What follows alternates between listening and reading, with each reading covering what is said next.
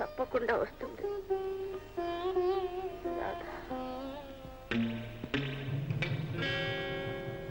ఇదిగో నా తల్లి రమ, దానికి ఏదైనా ఉద్యోగం చూపించు. ఉద్యోగం లేకపోతే పోయింది, ఏదో ఒక పని, ఏదో ఒక బ్రతుకు తెరువు. నాన్న, నా వల్ల కాదు నాన్న, నేను మోసం చెయ్యలేను. చూడమ్మా, ఇందులో నువ్వు చేసే మోసం ఏమీ లేదు.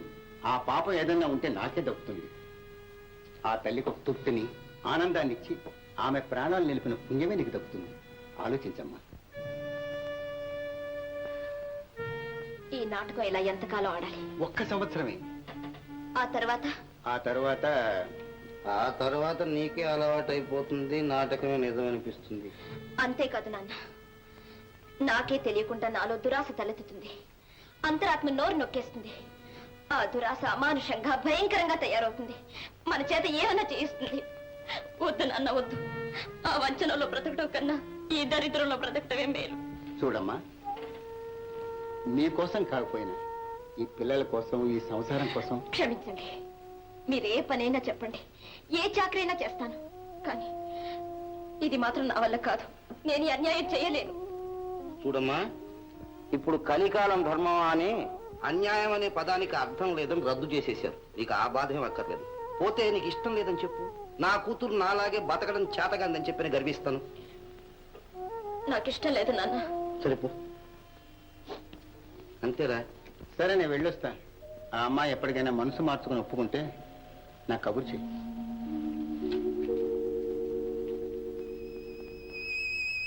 శాంత, అమ్మాయి అయినా సుఖపడుతుందని ఆశపడ్డా. దానికి నీలాగే మంచి మనసు. ఏది సుఖపడుతుంది? ఇక నేను చేసేది ఏముంది? పోయి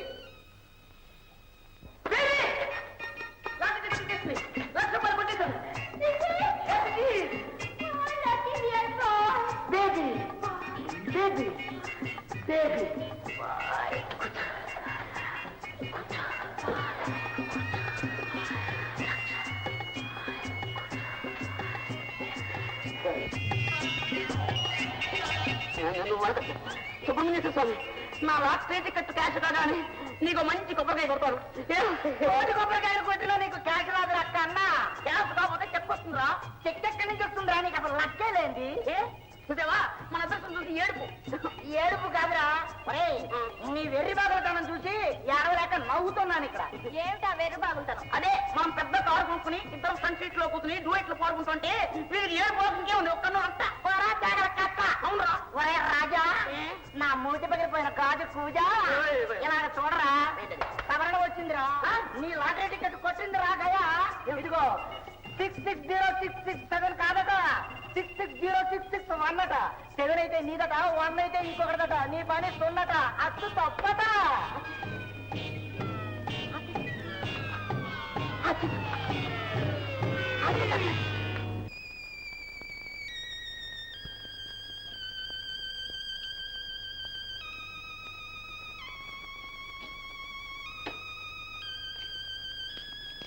ఏమైందన్నా? మందు తెచ్చారా?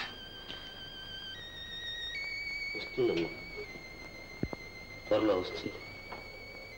పాప జబ్బుకే కాదు, మన బాధలన్నిటికీ మందు వస్తుందమ్మా. అందరికీ ఒకేసారి కాకపోయినా కాస్త వెనక ముందుగా తప్పకుండా వస్తుందమ్మా. ఏమండి, అంతేనంటారా? అయితే నా బిడ్డ అయ్యో నాన్న, ఏమిటి నాన్న మాటలు? ఒట్టి మాటలు కాదమ్మా, చేతలు కూడా. నీకేమో కాస్త నాటకం ఆడడం చేత కాదు, నాకు మోసం చేయడం చేత కాదు, నీకు బ్రతకడం చేత కాదు, నాకు మిమ్మల్ని బ్రతికించడం చేత కాదు. రాని ఉద్యోగం కోసం వెతుకుతావు, వచ్చిన అవకాశాన్ని జారవిడుచుకుంటావు.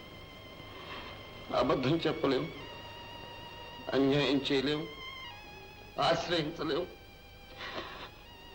ఇంత చేతగాని వాళ్లకు ఒక్కటి సావు, ఒక్కటి రమ్మ మార్గం. మబ్బు అక్కర్లేదు నాన్న, మనం చావక్కర్లేదు, బ్రతుకుతాం, తప్పకుండా బ్రతుకుతాం. అందరిలా కాకపోయినా మనుషుల్లా బ్రతుకుతాం. రమా, నాన్న, కాసేపు పాపను కాపాడండి. నేను ఇప్పుడే వచ్చేస్తాను.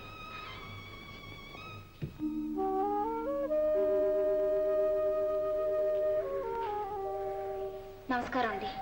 ఓ రమా, రామారా, ఏ ఇలా వచ్చావు? చిన్న పాపకు చాలా జ్వరంగా ఉందండి. మందులు కొనడానికి కూడా డబ్బు లేదు. ముందు చిన్న పాపను బ్రతికించుకోవాలి. నాకు తెలుసు, ఒక చిన్న పాపే కాదు, అందరూ హాయిగా బ్రతికే మార్గం చెప్పాను. కానీ నువ్వు ఇప్పుడు ఒప్పుకుంటున్నాను. మీరు చెప్పినట్లు చేయడానికి నేను సిద్ధంగా ఉన్నాను. చెప్పండి, నేనేం చేయాలో, ఎలా ప్రవర్తించాలో అంతా చెప్పండి. అంతా చెప్తాను. నేను చక్కగా తర్ఫీ చేసి తీసుకెళ్తాను. ముందు పాప సంగతి చూడు. ప్రస్తుతం 500 రూపాయలు తీసుకెళ్ళు. మీ రుణం తీర్చుకోలేను. ఎప్పుడు రమ్మంటారు? నీ పని చూసుకుని వెంటనే వచ్చేసే. రేపు ఈ పాటికి జమీందారుని కూతురు చిరంజీవి రాధైపోవాలి, తెలిసిందా? అలాగే, వెళ్ళొస్తానండి.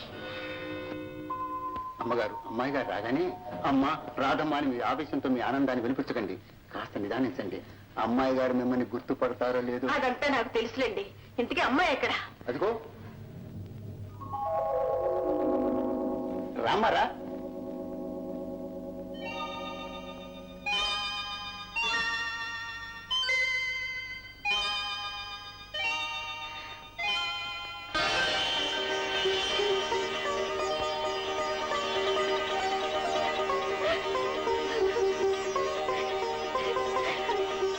అబ్బా, రాధా! అమ్మా, అమ్మా, పిలువమ్మా. అలాగే పిలువు. ఈ 16 ఏళ్లలో పిలవాల్సిన పిలుపులన్నీ ఇప్పుడే పిలువు. ఇదమ్మా, అమ్మాని ఒకసారి మళ్ళీ. అమ్మా, మళ్ళీ అమ్మా.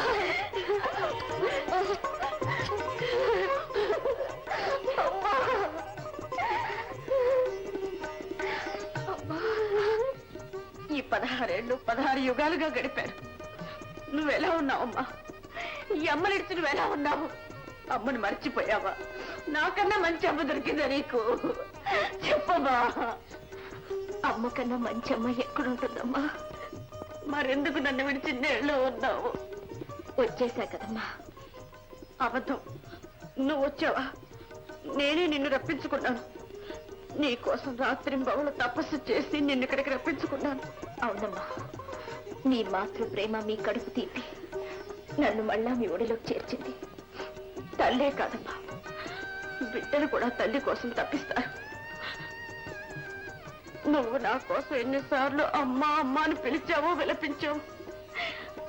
అందుకే నేను ఇక్కడికి తీసుకొచ్చింది. చూడమ్మా, చూడు. చిన్ననాడు నువ్వు వదిలిపెట్టిపోయిన నీ ఇల్లు నీ జ్ఞాపకం ఉందా? వీరు ఎవరో తెలుసా? నువ్వు పుట్టక ముందు నుంచి మన ఫ్యాక్టరీ వ్యవహారాలు, మన ఇంటి వ్యవహారాలు అన్నీ చూసుకుంటుంటారు. భగవంత గారు, మన పాలిట భగవంతుడు. నమస్కారం. గోపి, అలా తెల్లబోయి చూస్తావేటమ్మా? మన తోటమల్లి రామన్న కొడుకు గోపి. చిన్నప్పుడు నిన్నెత్తుకుని తోట అంతా తిరిగేవాడు. వట్టి అల్లరివాడు. ఇక వారంతా మన నౌకర్లు. అయ్యో, ఈ సంబరంలో అసలు సంగతే మర్చిపోయాను. నా మతి మండిపోను.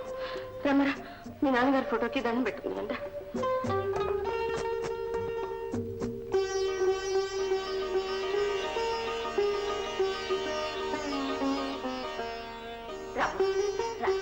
నాన్నగారికి దండం పెట్టు.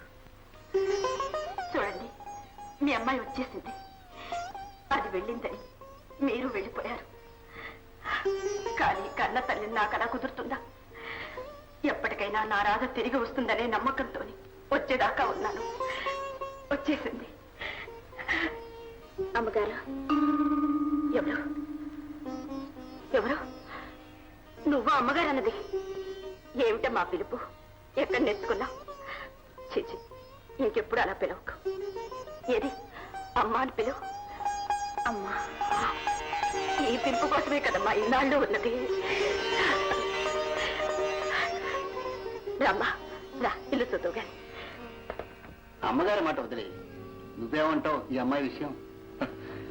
మనకేం తెలుసు సార్, కన్న తల్లి వారికంటే. అంతే మరి, మన గౌరవం మంచి గాని చెడు గాని ఆమె నిర్ణయించుకోవాలి. అవును సార్. ఏమైనా అమ్మగారిని కాపాడుకున్నాం. అంతా మీ చలవ సార్. చాలా శ్రమపడి సాధించారు. ఏదో నా రుణం తీర్చుకున్నాను. అంతా భగవంతుని లీల.